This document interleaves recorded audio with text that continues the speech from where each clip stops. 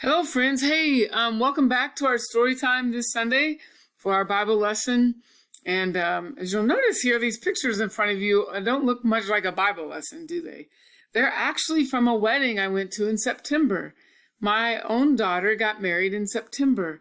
And our story today is about when Jesus went to a wedding feast and what happened at that wedding feast and a miracle that he performed that teaches us more about him.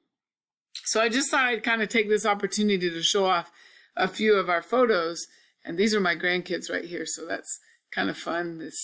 Here's one of them there, and this is my daughter that got married, and this is a good friend of theirs. That was their ring bearer. Some of you may have got to be in weddings as like a ring bearer or a flower girl. Matter of fact, what is a wedding?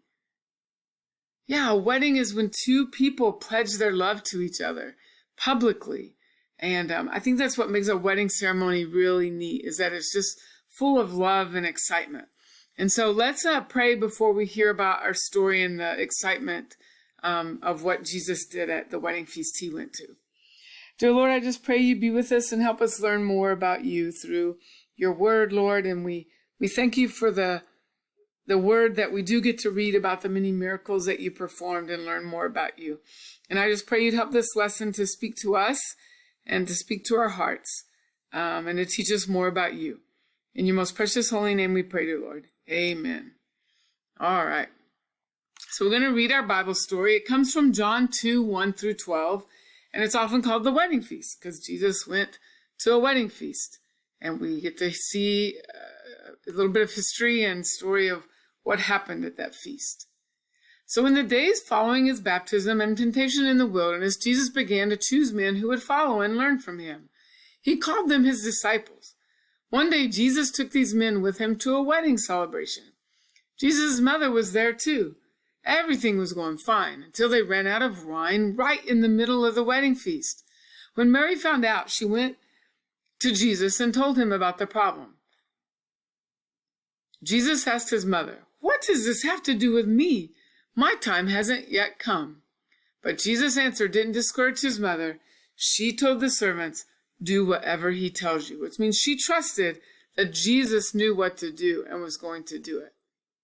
Sitting in the house were 6 stone jars as big as barrels.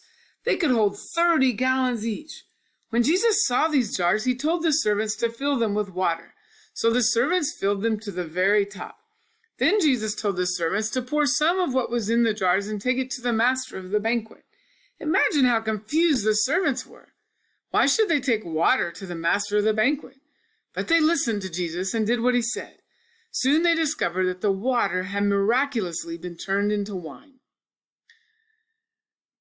The master of the banquet had no idea what had just happened, but when he tested the water that had been turned to wine, he said to the bridegroom, "Everyone else serves the good wine first.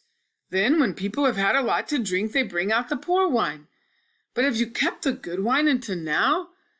This was the first miracle Jesus performed to show who he was. The disciples who came with Jesus believed in him when they saw what he did. Jesus didn't perform this miracle just to help out at a wedding. He was showing that he was no ordinary man. Jesus was God. A short time later, at another feast in the temple, Jesus stood up and called out in a loud voice, "If anyone thirsts, let him come to me and drink. Whoever believes in me, as the scripture has said, out of his heart will flow rivers of living water." Jesus also told a woman he met at the well, "Whoever drinks of the water that I will give him will never be thirsty any forever. The water that I will give him will become in him a spring of water welling up to eternal life." Isn't it interesting that the one who can help us with the things we need began by providing drink for a wedding? But that was only the beginning. When he died on the cross, Jesus provided what we need the most, salvation for all who believe. When we trust in Jesus, our thirst is satisfied forever. As a matter of fact, for the response to the need for wine, Jesus told his mother, "My hour has not yet come." You see, Jesus understood the hour was approaching when he would miraculously provide wine of a new covenant in his blood on the cross.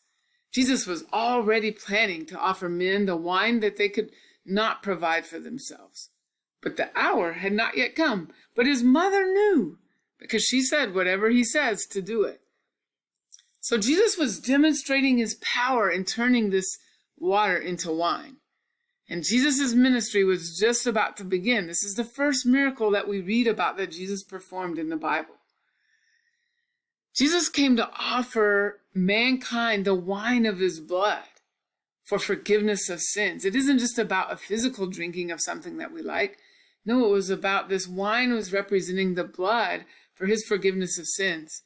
He came for our participation in a great wedding feast that we are yet to experience. Many of you may have experienced weddings already, but there's going to be an even greater one when Jesus comes again. Mary's talk of the need for wine at the wedding pointed interestingly to this climax of Jesus' life and of his mission, a wedding feast where Jesus will have a banquet with his bride, the church. And you know what's even more interesting to me in this story? That only a few people knew what Jesus had done. And so hopefully we, in hearing this story, will continue to tell people about Jesus and about the miracles that he has done. And so for our memory verse for this week, we're going to focus on John 4:14.